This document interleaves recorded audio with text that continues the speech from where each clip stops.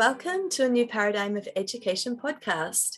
I'm your host, Monique Sayers, along with Carrie Jeroslow. Today we have a very special guest. Her name is Karine Parker, and she is the founder and the program developer of the Texas French Alliance for the Arts, Be the Peace, Be the Hope. I'm just going to explain a little bit about Karine, just so you can feel who she is. So she's a visual artist as well as collaborative practices and social-emotional coach. Karine Parker has been serving in public schools for 10 years and helping with social emotional needs, nurturing human experience and teaching essential life skills to create safe, hopeful, supportive and engaging school communities. So I'm really, really excited to be here with you today to connect with you around Be the Peace, Be the Hope, to hear about your app, to hear about the program that you're offering to the world. So I'll hand it over to you. Would you like to tell us a little bit about yourself? Thank you. So hello, Monique and Carrie. I'm so happy to be with you today. So yes, as you can see, I like to summarize the program with the pictures first of the students in the background. For me, the program is really an invitation for students to be the hope and the peace they wish to see in the world, and the love as well. So really the program was born from my experience first as a child, as a student of feeling isolated and feeling disconnected. Even though I had friends, I had many people around me, I didn't feel like I fit in. And I see so many of them today. Sorry, I have to drink.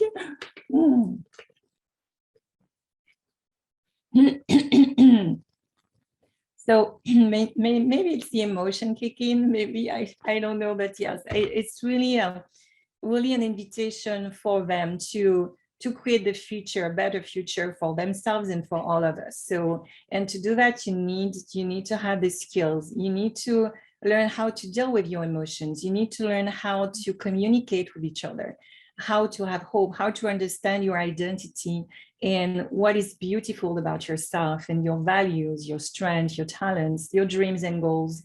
And also you need to learn how to give back and receive what you are offered. So many skills that are not taught in the schools these days, and that are connected with the right side of the brain. And so because in schools that we are taught how to develop the left side, the logical side, the number side, and we forget that to be able to really a whole child, a whole human being, we need both. We need how to know how to connect the dots, how to use our imagination, our intuition, and how also to be in relationship with each other. So that's a part that was missing, like when I was a child, and then it's still missing today. And so I was tired of hearing people complaining about the things happening in schools. I decided 10 years ago, let me be part of the change instead of just witnessing what was happening. So it started with one classroom, and then it became 6 classrooms, and now we are over 100 classrooms across Houston and in also San Antonio and Corpus Christi, which are 2 big cities also in the US. And in the US and in Texas. So now, yeah, we are expanding with my team, but really it started with the dream of having children feeling engaged, being engaged, feeling happy, feeling connected, feeling supported, feeling peaceful and hopeful. And that can happen because we notice it every time we do the program and we train teachers, we see a difference.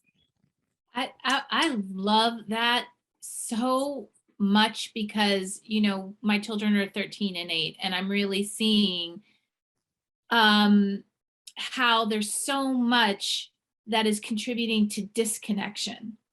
And so what you're doing is owning like that, this is where we are and this is where I want to go and this is where we need to go, and teaching communication. Even communication is I'm so thankful for what you're doing, because I feel like it's kind of becoming a lost art amongst the next generation, like with that don't have parents that focus on like really, let's teaching communication. And so thank you for what you're doing, because it is really truly needed. I guess my question, I have a question about, what does your program actually look like in the classrooms? Like what do kids experience? And how do you get to the place of them feeling connected and understanding their emotions and communication and everything? So I think one thing we have a lot of emotional intelligence techniques, a lot of techniques, learning about neuroscience, because everything starts with the brain. So we need to understand how their brain reacts to stress responses, or to stress, and what are the stress responses and how to regulate themselves.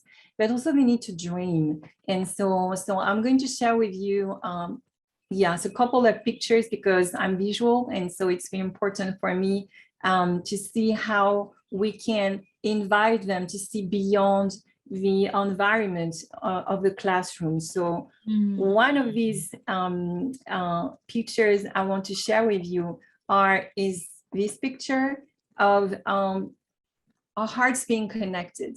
So it's interesting, because that's a vision I had a few years ago, how we could visualize and present this idea that we are all first in this together, and we are all hearts. Each one of us on this planet wants to be loved and love and find a place where they belong. And a lot of the children don't even comprehend what it means, because they don't have an environment that shows them what it means to feel loved and to be loved and to be connected. So having this visual, it's interesting because it triggers a lot of conversations. I was going to say our work is about creating conversations. If we really want for them to learn these techniques, we have to create a space where we are at the same time we are hosts, but we are also guests. We are guests in their classroom. And I believe each teacher should feel that they are guests in the classroom, not the other way. So that would really completely shift the dynamic. And so having this visual for them to see that they are part of this network. And if, somebody in that network of hearts being connected falls, the rest of the network can support the hearts so that the hearts can come back. And they have so much to say about that. And when I say they, I'm talking about elementary, middle, and high school students. They all connect with that. They always say this is for them the expression of togetherness. And this is what I love about what we do, is that, yes, how can we express through visuals, through experiences, through things they feel emotionally, so that they can have a sense of comfort, this sense of peace, and then they can connect things. So that's one way to do it. And one way also is to role play. We do a lot of role playing with their teachers. I like to show also some images also to the left. You see these trees. So they are trees that we use as a brainstorming tool. I put that together. I created that system, that technique, so that they identify at the roots of the tree, they identify their values and their beliefs, because these are the foundations you build your life on. And most of them, they don't feel they have foundations and they have roots. When they start identifying that they have values like respect, like love, like family, friendship, faith, they are risk takers. It's amazing when they start seeing, it's like the roots, they start to, take a life of their own. And then we invite them to identify in the trunk of a tree their talents and their strengths. So you have to know that in many, many classrooms, most of the kids don't think they have strength. It's really sad to see that, but they don't identify themselves with having strength. And maybe because they have been told, that they are not enough. They need to do more. They need to be basically human doings versus human beings. And so we allow them through this exercise to really own their dimension of being a human being. And then the branches and the leaves represent their goals and dreams and the emotions they want to feel in their lives. So the beauty of this exercise is that they start seeing, one of them said recently, he said, I feel like it's a masterpiece. And I say, why is it a masterpiece? He said, because nothing better than that can show everything that I am. And it was incredible. Like a fifth grader said that, and he was very like intentional about writing all these strengths and values when he started understanding what it was about. And so, and he said he wanted to support his little brother, and he wanted to have a family, a pet. And also he said, he became even bolder. He said, I think I want to become a president one day because I want to solve this mess, because really it's a mess. And so it was beautiful how it gives them a voice, and you see them how they are concentrated and decorate their tree, and each tree is different. Another way, like I love also to, for us, we teach empathy also through art. So when we discuss with them, we have a lot of conversations about what empathy means. What does it mean to be in the shoes of others? And so, and you know that to do that, you need to be able to use your prefrontal cortex. You cannot have empathy if you're stuck in survival and emotional. And so we use the shoes to really allow them to express what they found during the program and what it means to be in their shoes. And so, and all the shoes are, exhibited across the school. So they get to read the stories and what it means to be in the shoes of each one of them. So that's different ways. Here to the left, you can see also how we can use our also humanity, like what we are as a body, and how can we create an extension of ourselves to share, for instance, coping skills. So on the left, you see a hand. So the kids, they draw an outline of their hands, and then they transform it into another tree. And then in the leaves of the tree, they write their coping skills. So basically it's also a way to empower them and see that they are also their own healers, and they have coping skills they can use. And so, and also then they get to create art pieces to showcase what they see and what they want to see in the world, and what is also how they can represent their greatness. So these are different ways, but yes, we use science, we use neuroscience, and then we start using arts and visuals, and to allow them to really have these experiences where they see that life is bigger than their classroom.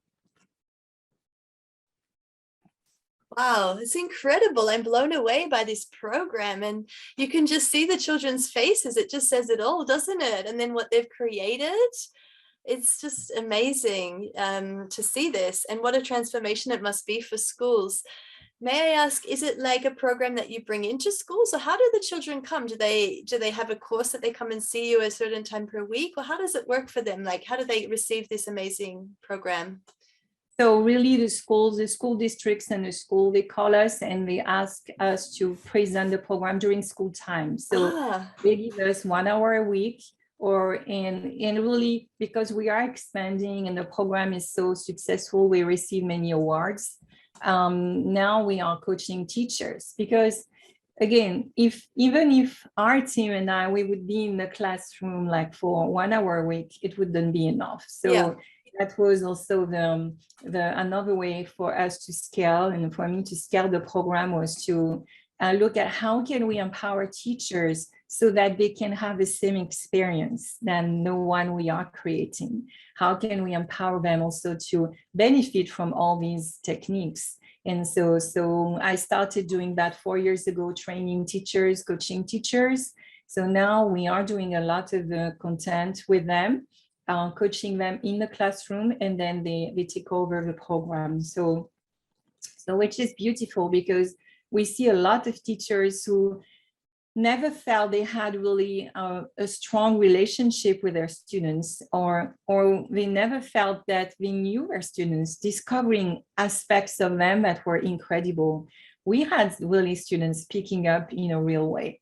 And it's not always easy for a teacher to hear, but once they open up to that, it's an opportunity to create trust, to build trust. And I want to share a quick example about respect, because, you know, after COVID, we really had an issue.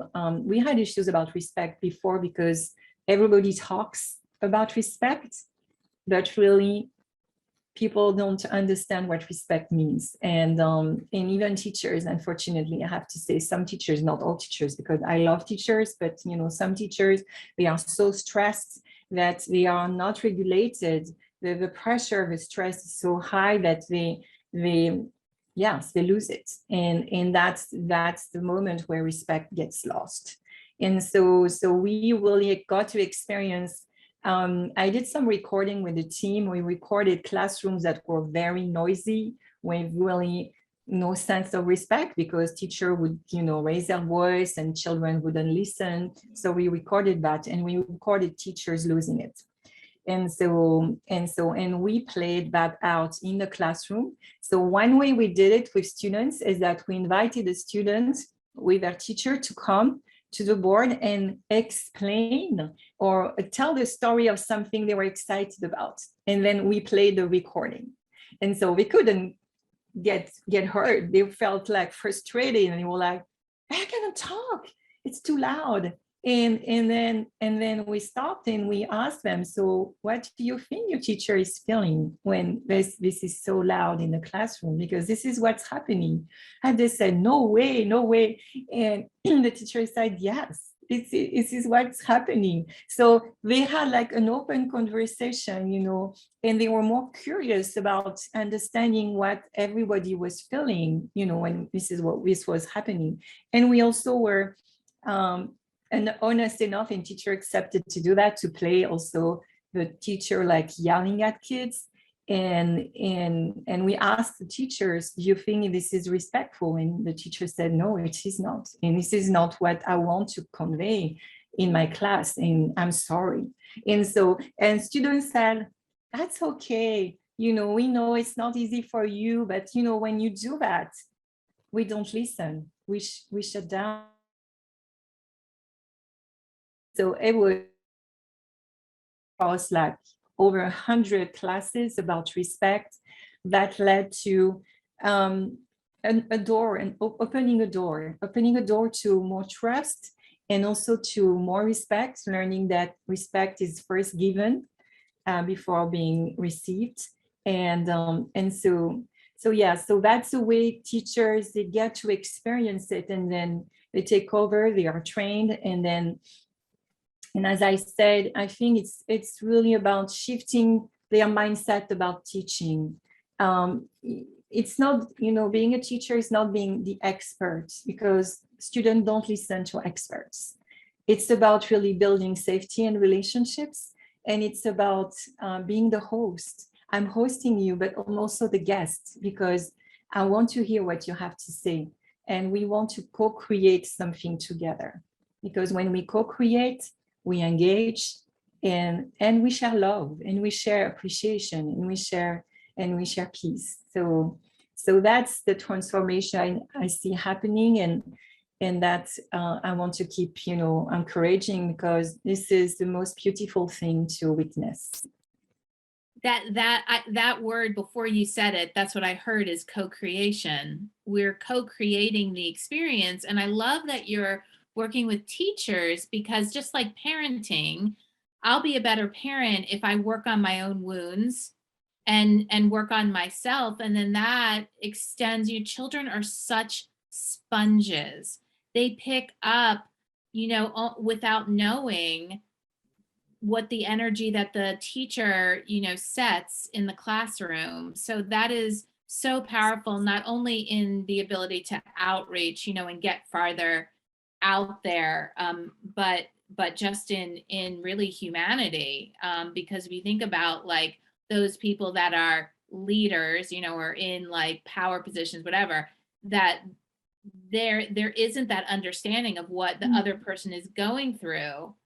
And that is, I really feel could create such healing across humanity. I see the image just like intuitively of like what you're doing starting in Texas and just like spreading like light over the globe. Do you see that, Monique? That's what I was about to say. The whole world needs that. I had the same image. I was like, wow, this is like a global mission. It's needed. And I really respect you and your team and your mission, because for going there, for taking that radical responsibility and talking about those things that people don't want to talk about, not just sweeping it under the carpet and, you know, okay, let's just play games again, like actually going in there and teaching those skills. Like it is so necessary. And the way that you're doing it is fun. Like, look how much fun those children are having in the background with their hearts, and they're, you know, building things and doing art, doing music and creation. And oh, wow, it's amazing. And I really feel it's amazing for all teachers to actually honor that part of themselves, like what Carrie was saying. Like, yes, I'm a parent and maybe I struggle some days. Yes, I'm a teacher, maybe I struggle some days, but what can I do? How can I become that to serve our children more? So it's just so brilliant. I'm in awe of this program. So thank you so much for your work in this world, really. Yes, thank you. It's a passion, really, and it's if you put yourself in the shoes of children and you start seeing them like how bored they are in the classroom, how like hopeless they are about the future, we have to do something and generate new ideas, new meaning, new hopes, new efficiency. And because for them in their lives, because we are in this together. This is not you know, we are not divided, we are in this together. And they are so awesome. The kids are so awesome when you give them the, I guess, the voice, or they take the voice, but you give them the space so that they can share their voice. They tell you the truth that they never told before. Like, you know, we are tired of people thinking we are the authority and they are there and we are here, and we feel like, you know, they don't respect us because they don't even think that we can do anything with our lives, and they talk to us like down, and it's horrible. And they say that, and the teachers are like, wow, this is what they have in their little minds. Yes. And this is what they have in their backpack. You know, I love to use the image of a backpack. This is what they have in their invisible backpack. And nobody sees the backpack, but it's there. It's the elephant in the room. And how can you learn when there is this huge elephant in the room, you know, blocking everything? So it's beautiful, and it doesn't take much to change this paradigm, you know, beautiful, you know, and create a new paradigm for education. Yeah, I love that you went into the school system, because I think like there's a lot of, you know, talk about like how the school systems are so hard to change. And yet you're reaching children who wouldn't have the possibility to get this information. And that's imperative, because I heard a lot about, like during COVID specifically, about the lost generation, you know, the lost generation of people who are at, you know, kids who are at home who had no parental supervision, and also in, you know, dangerous situations where their guardian or parent didn't care whether they were on school. They didn't have the ability to be in school. And that's always been like really heavy on my heart about this kind of lost generation. And so I really am so thankful that you're going into these schools in the way that you're doing. It's just needed everywhere. And what is wonderful is that you have educators, you have administrators who want the same thing, because they ask us to come. So you know, that's and when they start feeling it, you feel like, yes, that's possible. We can change something, and it can be different. Because, you know, when you get used to something, then it becomes a normality, and you don't start, seeing things outside of the box. You're blocked, in your ways, and that's the way it is. And that's a sad part.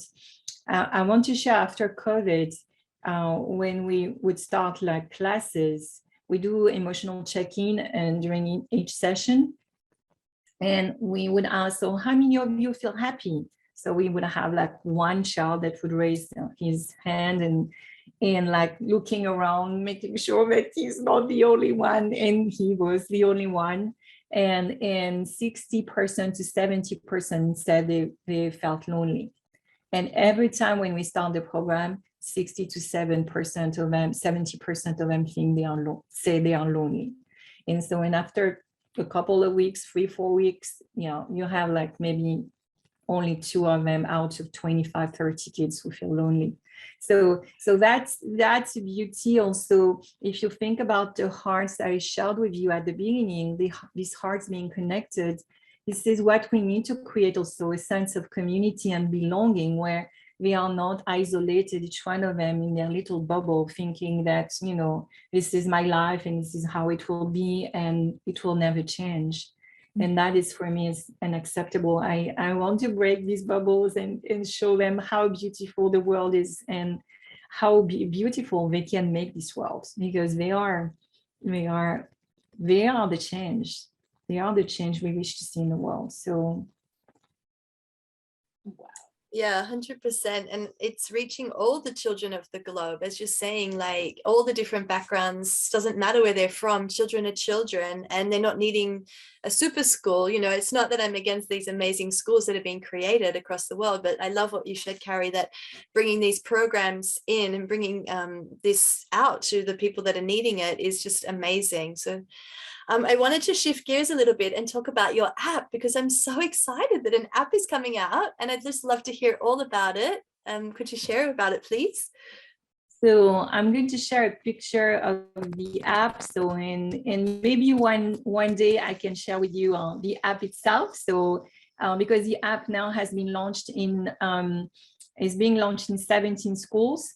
And so, and we will, we will offer it to more schools when they are ready to welcome the app. So it's a social and emotional app. It is a community app too, because it builds community.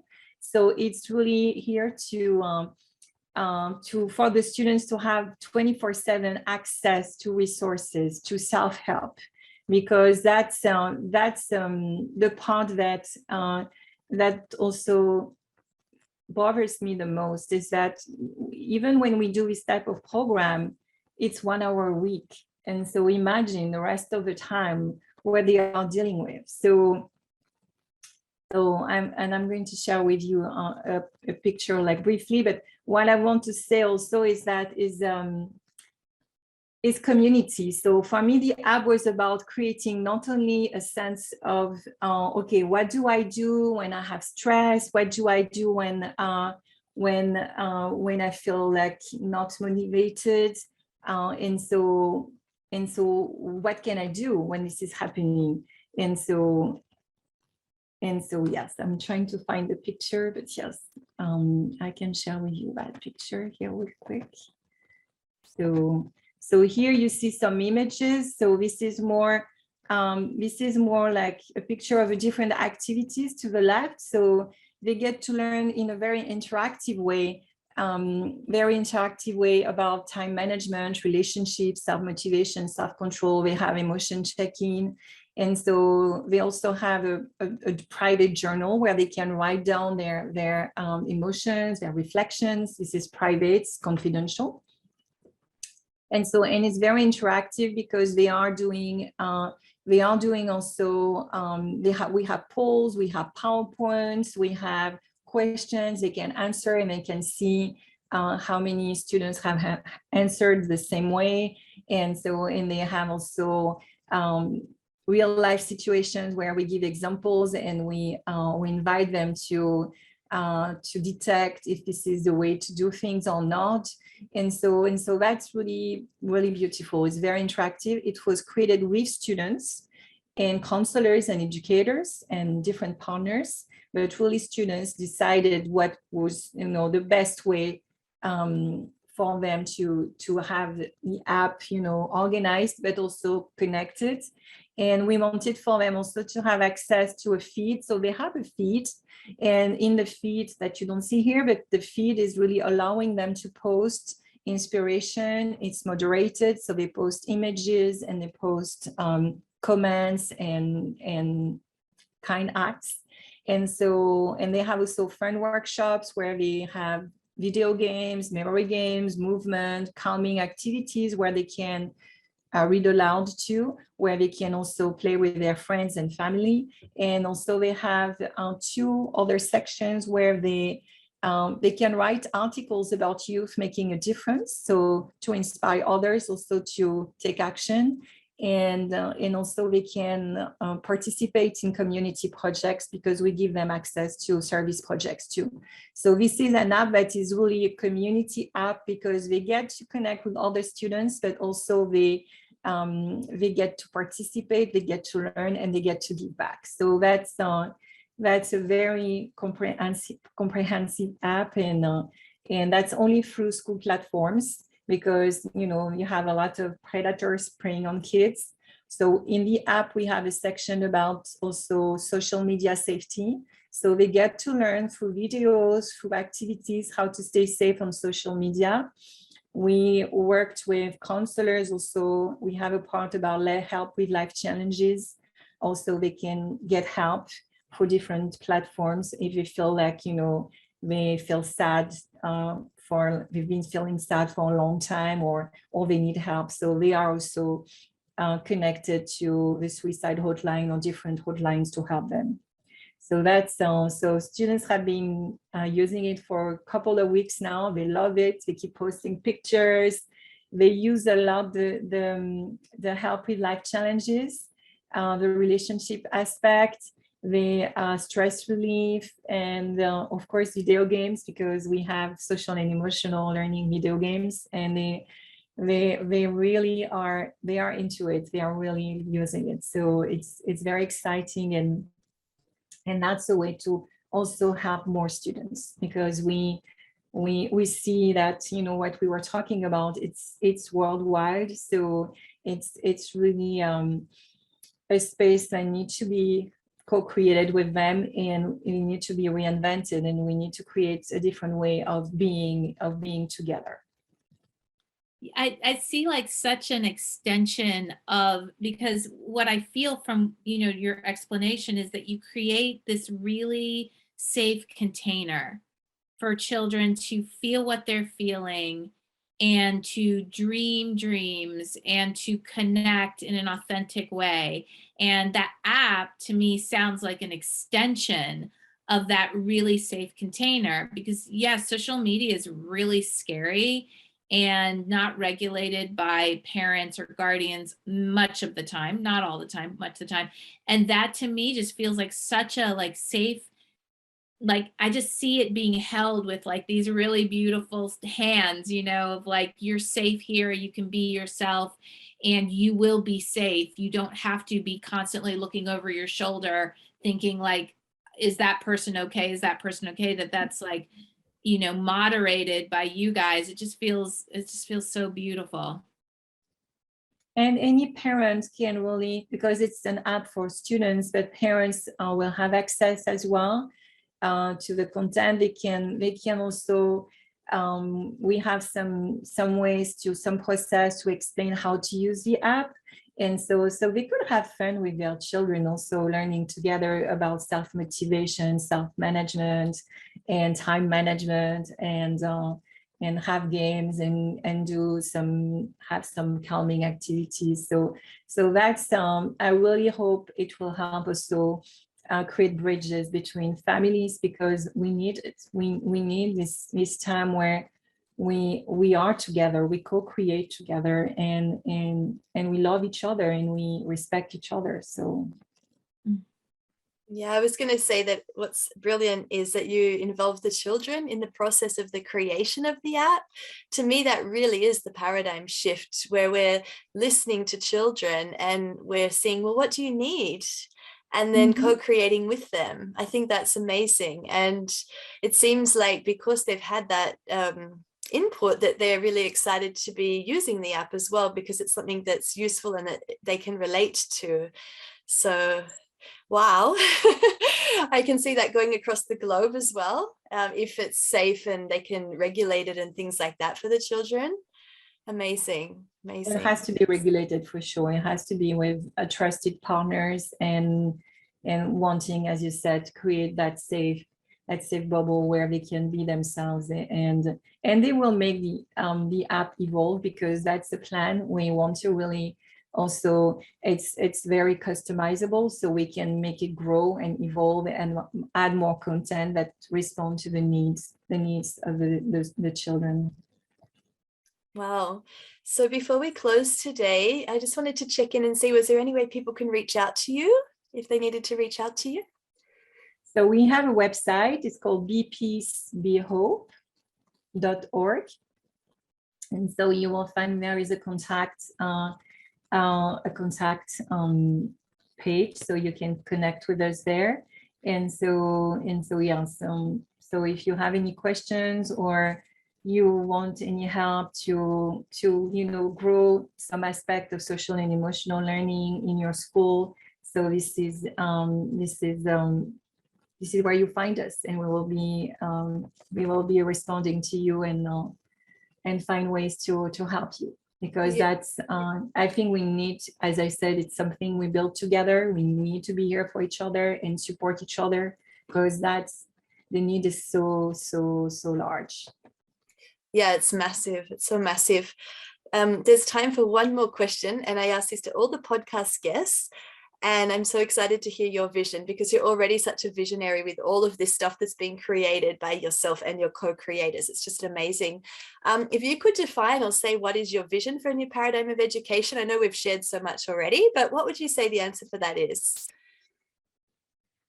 I think, as I said, it's more about creating a space where we feel safe and connected to have a voice, where we are not only a host in the classroom in education, but we also guests. We are curious. We are not the expert, but we are in conversation, in relation with each other, and we co-create.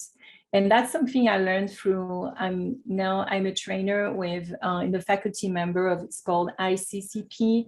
It's the International Certificate for Collaborative and Dialogic Practices. So it's really used a lot in therapy, it's a new movement in therapy to really create that space where the expertise is in the patient or is in the person. So we are here to create a space, but really, we co-create the knowledge, and that's the part for me. It's the co-creation of knowledge, and that's something I really learned with through this training and these the people wanting also to change the world of therapy, and I loved it. It's so, as I said, the respect part I was sharing with you, this conversation we had about respect was inspired by that, and it created so much impact that we need to create that space. And also, one thing, I have a quote that I love from Maya Angelou.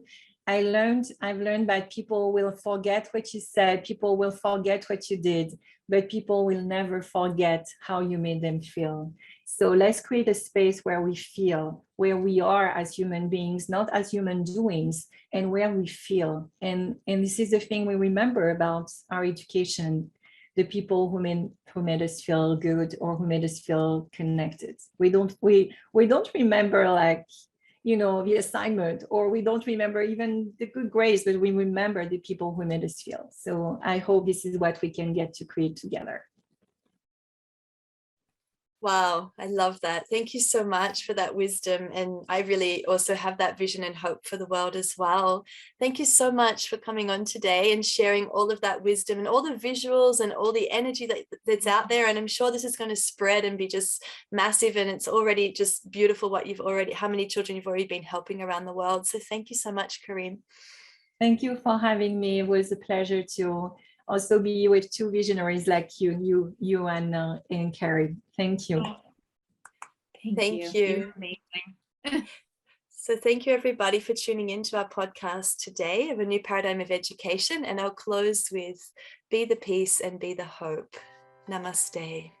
Namaste.